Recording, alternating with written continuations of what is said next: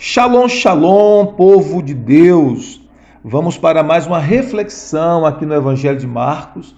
E hoje nós estaremos refletindo em Marcos, capítulo de número 4, versículos de número 30 a 32. Esse texto nos fala sobre a parábola da semente de mostarda. O texto sagrado diz assim: Disse mais, a que assemelharemos o reino de Deus? Ou com que parábola o apresentaremos? É como um grão de mostarda que, quando semeado, é a menor de todas as sementes sobre a terra. Mas, uma vez semeada, cresce e se torna maior do que todas as hortaliças e deita grandes ramos, a ponto de as aves do céu poderem aninhar-se à sua sombra. Glória a Deus, que palavra poderosa do Evangelho do nosso Senhor Jesus Cristo. Jesus ele estava sempre ensinando e uma das formas preferidas de Jesus ensinar era por meio de parábolas, que são ilustrações do reino de Deus. São ilustrações que Jesus usava da vida cotidiana das pessoas, que os seus ouvintes estavam familiarizados para ensinar lições espirituais, para ensinar princípios e verdades espirituais.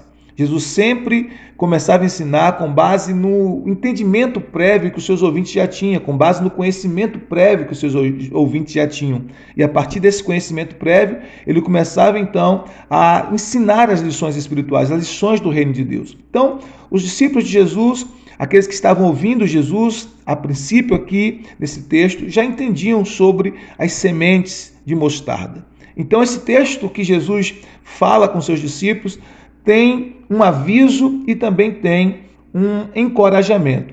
O encorajamento é porque Jesus fala dessa semente de mostarda que era a menor das sementes, não é? Claro que Jesus está falando aqui de forma hiperbólica, essa menor das sementes era a menor das sementes que possivelmente os judeus plantavam em seus jardins e que se tornava uma grande hortaliça, como o texto nos fala aqui. Então, essa pequena semente, ela crescia muito.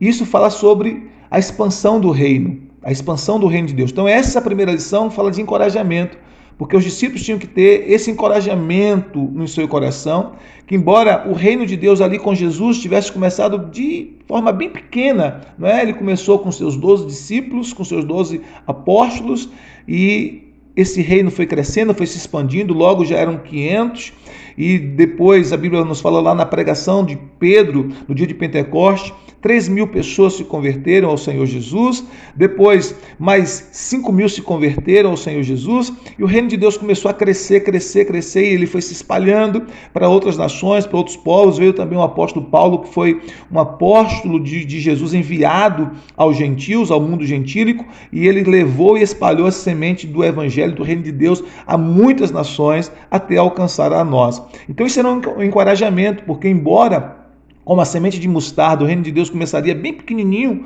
bem pequeno, né? Do ponto de vista dos homens da época de Jesus, dos poderosos da época de Jesus, até mesmo insignificante, mas ele cresceria de forma gloriosa, ele cresceria de forma extraordinária, trazendo impacto, trazendo influência em todas as nações da terra, não é? Então, isso é representado pela semente de mostarda que cresce, se transformando em uma grande hortaliça. Isso é maravilhoso, porque tudo que Deus colocou em nós como potencial, mesmo que pequenininho, vai crescer, vai se expandir se nós permitirmos que o Senhor trabalhe em nós e através de nós. Então, se você começa um trabalho no reino de Deus, se você está sendo usado pelo Senhor para fazer algo que Deus colocou em seu coração para fazer, mesmo que pareça pequeno, mesmo que pareça insignificante, continue fazendo aquilo que Deus mandou você fazer, porque a promessa é que vai crescer, que vai se expandir, que vai impactar pessoas, é que vai trazer vida para muitas pessoas e influência do reino de Deus para muitas pessoas,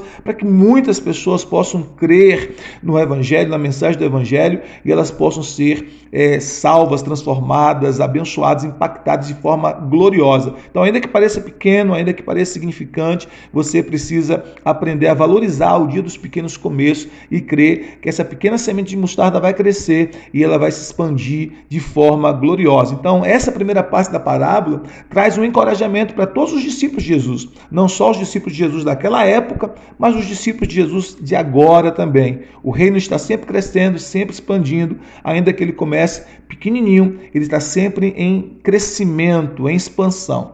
Mas também essa parábola traz um aviso, uma advertência, porque no versículo 32, Jesus disse o seguinte: mas uma vez semeada, ela cresce, se torna maior do que todas as hortaliças e deita grandes ramos. Aí olha, a parte final do versículo diz assim: a ponto de as aves do céu poderem aninhar-se à sua sombra, a ponto de as aves do céu poderem aninhar-se à sua sombra. O que significa? Nós devemos levar em consideração que quando Jesus falou da parábola do semeador, Jesus falou sobre aquela semente que caiu à beira do caminho e que as aves vieram comer essa semente. E quando Jesus explica essa parábola, ele diz que as aves representam o que? Satanás, que arrebata a semente que foi semeada no coração.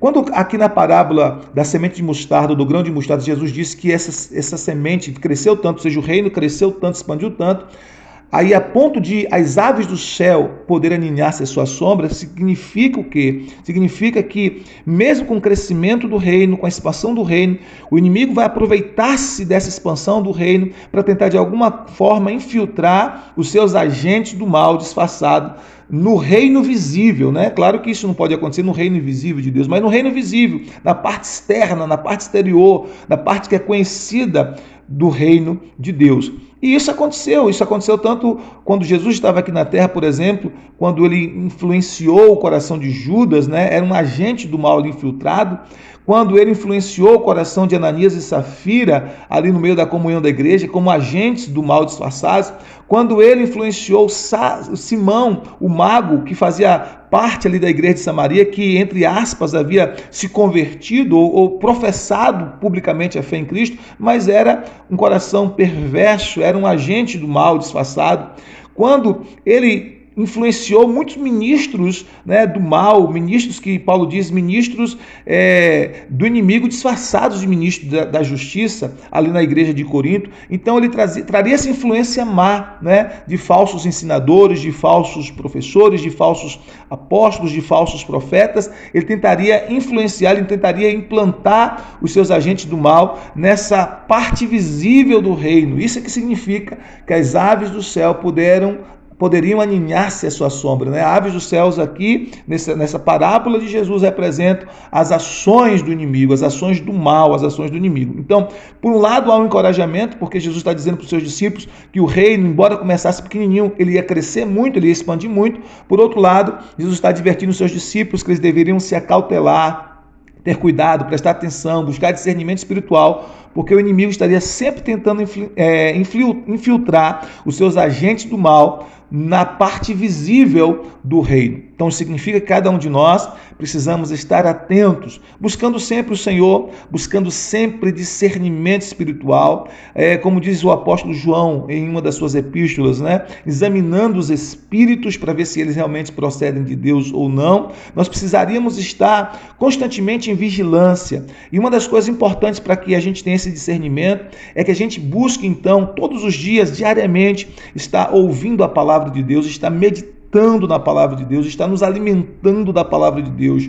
A meditação constante da palavra, a meditação constante do Evangelho do Senhor Jesus Cristo, alinhada a uma vida de oração, a uma vida piedosa, uma vida que deseja realmente viver para agradar a Deus. Isso nos ajuda, nos dá discernimento espiritual, nos ajuda a ter olhos espirituais abertos para que nós não possamos ser influenciados, ser de alguma forma enganados por esses agentes do mal que o inimigo tenta infiltrar na parte visível do reino de Deus, ok? Então nós precisamos ter esse cuidado, nós precisamos estar com os olhos espirituais atentos, nós precisamos estar com os olhos espirituais abertos. E para isso, constante meditação na palavra, uma vida constante de oração, uma vida constante de busca ao Senhor e um desejo sincero de agradar ao nosso Deus e de viver para cumprir a sua vontade. Mas também há um encorajamento aqui.